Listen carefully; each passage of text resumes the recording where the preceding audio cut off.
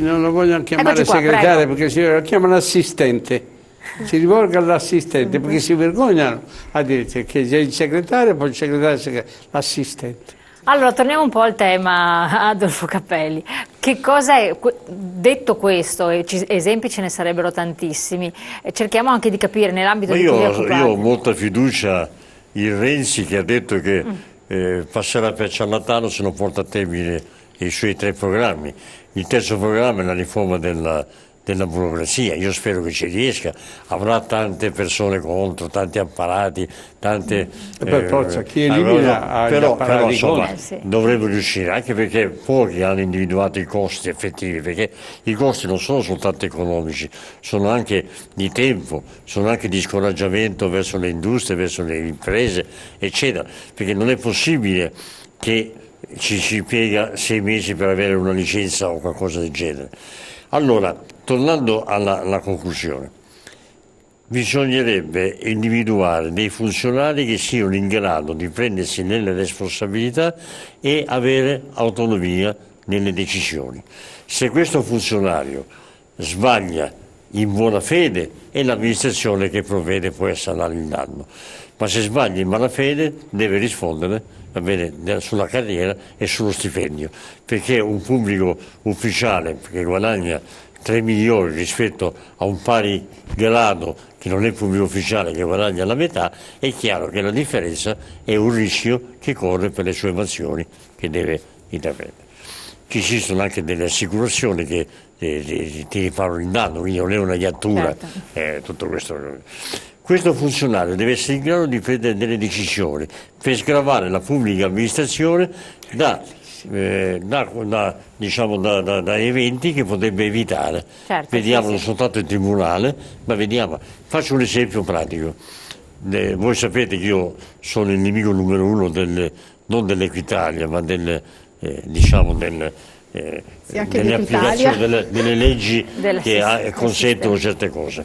Allora, mi è capitato recentemente, ma tutti i giorni, una persona che ha delle multe nel 99, o Agenzia delle Entrate, non mi ricordo adesso esattamente così, 1990, non 90, quindi sono passati 24 anni. Esatto.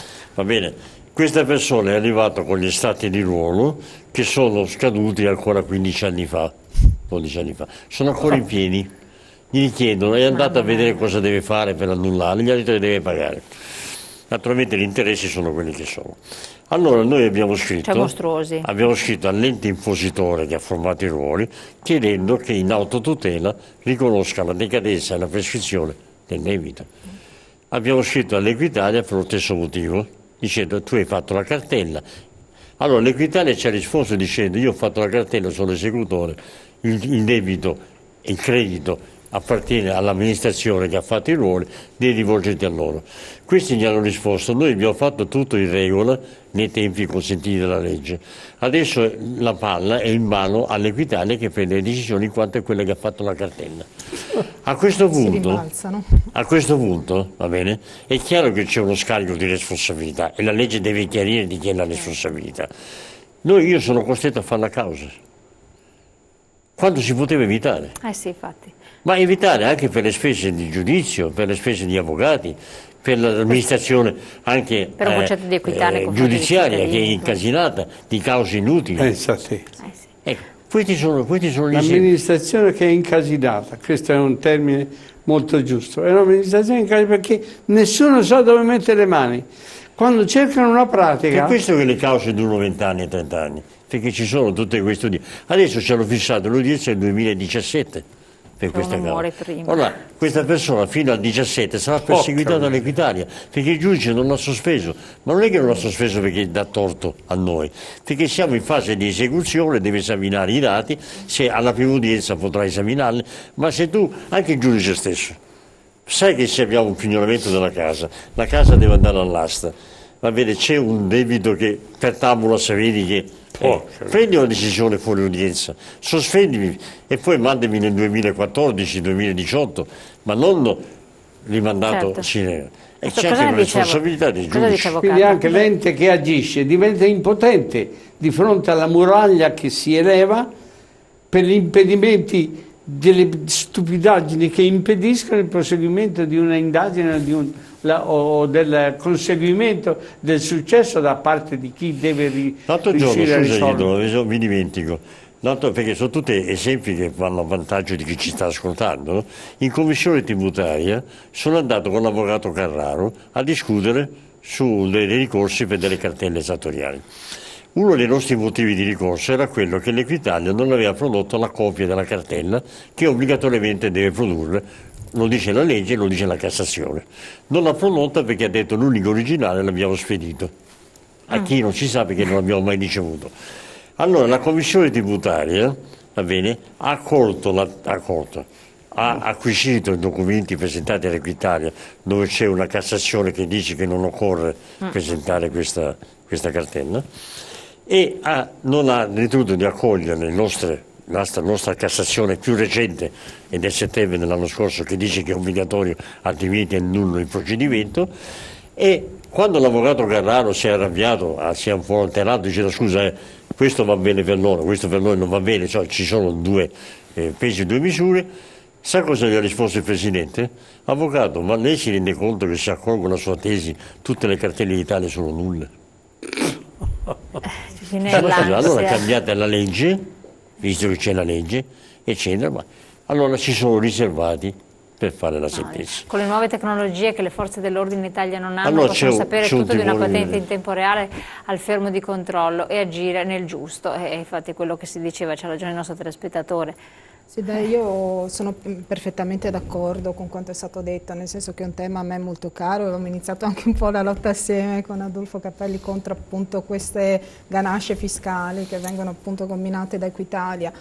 Il fatto che la legge poi alla fine non sia uguale per tutti, e al di là del lavoro che faccio, l'ho sempre detto e ribadito, nel senso che quando vai in tribunale ti trovi appunto la scritta, la legge uguale per tutti, alle spalle dei giudici, ma io dico dovrebbe essere messa davanti, che venga ben, perché in realtà alla fine non è propriamente così. C'è un timore reverenziale di alcuni. Sì. Le commissioni tributarie, senza nulla, naturalmente... dire male delle commissioni tributarie perché ce ne sono di quelli che lavorano bene, certo, tranquillamente. Ma le commissioni tributarie sono dei giudici che dipendono dal Ministero delle Finanze. Il Ministero delle Finanze è il padrone dell'Equitalia. Ora, bisogna stare attenti, la legge è al di fuori di queste, però io ho famiglia anch'io, non so se ho reso un'idea. Naturalmente sono la minoranza che dà questa idea che poi è da controllare, da verificare. Però la Commissione tributaria ci ha dato ragione.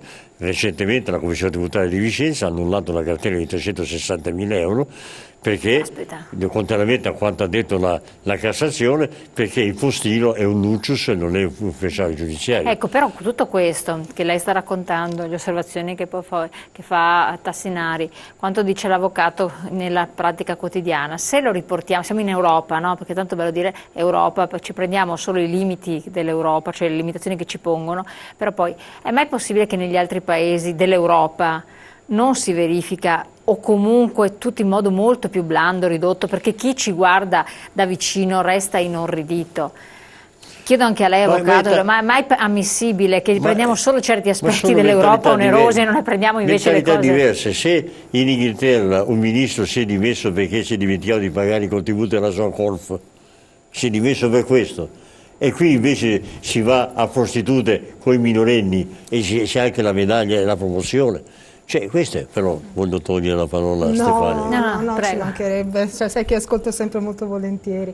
In realtà questo è veramente un problema, perché se guardiamo quella che viene definita inefficacia della burocrazia in Italia è veramente fortemente sentita, perché leggevo che appunto siamo al 15° posto nell'assetto europeo, per non dire al 65° in quello mondiale, quindi realmente in una situazione negativa al massimo. C'è veramente da chiedersi il motivo per cui, al di là cioè ci troviamo in questa realtà così negativa, calati in una realtà che così non dovrebbe essere. Forse troppo permissivismo da una parte, nel senso che effettivamente dovrebbero esserci leggi che combinano sanzioni un po' più certe, un po' più pesanti, laddove si tratta di comportamenti realmente da colpevolizzare.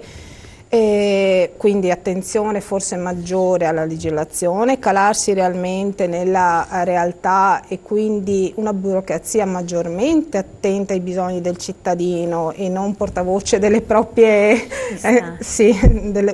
C'è una via, secondo lei, avvocato, dal punto di vista proprio legale, ci sarebbero delle vie d'uscita?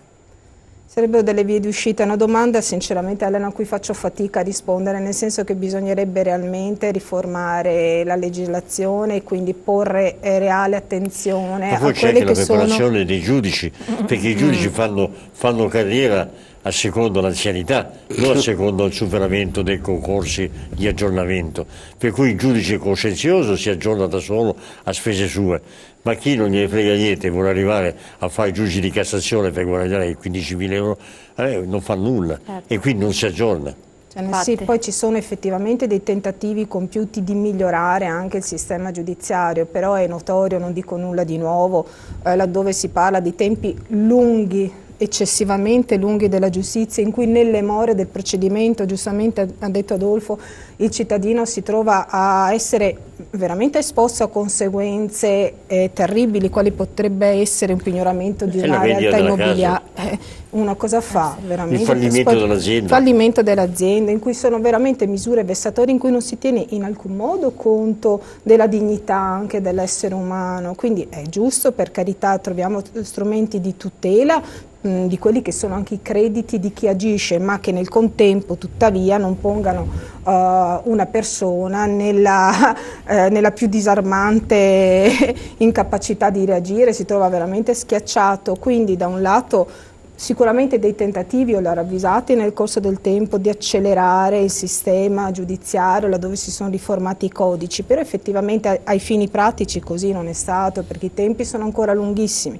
che i costi effettivamente sono ancora eccessivi. Sappiamo tutti, Adolfo per primo, che magari fa i ricorsi al codice della strada, come siano state anche aumentate il valore dei contributi unificati. Dice, a fronte magari di una sanzione amministrativa che mi costa 60 euro, comincio a pagarne 37 più 27 dal primo gennaio. Adesso la marca da 8 è aumentata a 27, andiamo, quindi uno è disincentivato sicuramente, dopo anche l'avvocato. Ecco, questo secondo me limita l'accessibilità alla giustizia. Ma io direi che, cioè il principio di uguaglianza di cui si diceva, cioè, uguaglianza in che senso? Se dal punto di vista economico magari non hai la possibilità, io credo che tu sei schiacciato dalle vessazioni che magari puoi subire. C'è quella marca da bollo sempre da pagare, voglio dire, però come mai in Italia c'è il corpo degli avvocati, dei legali, civilisti in particolare, che hanno la possibilità di analizzare con un colpo, per la loro intelligenza, soprattutto la loro professionalità e la loro indipendenza da ogni ganglio, diciamo, burocratico di Stato, sono in grado di giudicare l'inutilità, la vacuità di queste muraglie, di questi impedimenti burocratici, e quindi sono in grado di poter studiare un sistema per abolirne almeno il 70%. E siccome sono tutti d'accordo su questa necessità di abolire norme burocratiche che impediscono il procedere liscio, diciamo, di ogni pratica, loro sono in grado di poter procedere ai tagli. Siccome oggi tanto si parla dei tagli, ma le forbici non le adopera nessuno perché i tagli non vengono effettuati. Ma credo che la volontà dei professionisti, degli avvocati, dei civilisti italiani, che sono molto intelligenti e sono molto numerosi, e sono numerosi perché gli impedimenti burocratici impediscono alle parti di andare avanti, dovrebbero trovare la possibilità di studiare norme atte a tagliare, diciamo, almeno il 50% delle norme che esistono, perché sono veramente inutili, e essi stessi riconoscono questa inutilità, perché io credo molto all'indipendenza, diciamo, dell'avvocato civilista, il quale ha una visione panoramica e si mette a ridere quando va la mattina a fare tra le file negli uffici giudiziari per risolvere i problemi, che impazzisce anche lui quando esce da quella bolgia infernale che è l'ufficio burocratico di un tribunale o di una pubblica amministrazione.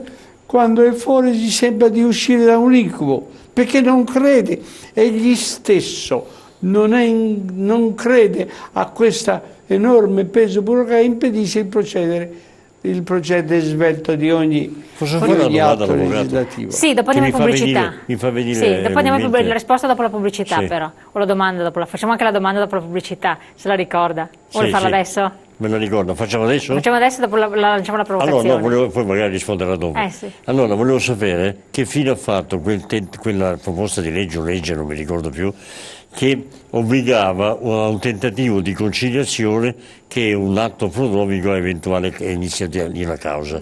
Cioè c'era un giudice inter partes che dava ragione all'uno o all'altro, poi chi non era soddisfatto poteva appellarsi e quindi così. Sì, non so che fine abbia fatto, perché se ne è parlato e poteva rispondere anche alla sua domanda di quello di snellire tutti i processi. Certo. Sì. Allora, vediamo di rispondiamo dopo la pubblicità, tra pochi secondi. C'è poi dopo la signora che risponde. Perché gli avvocati hanno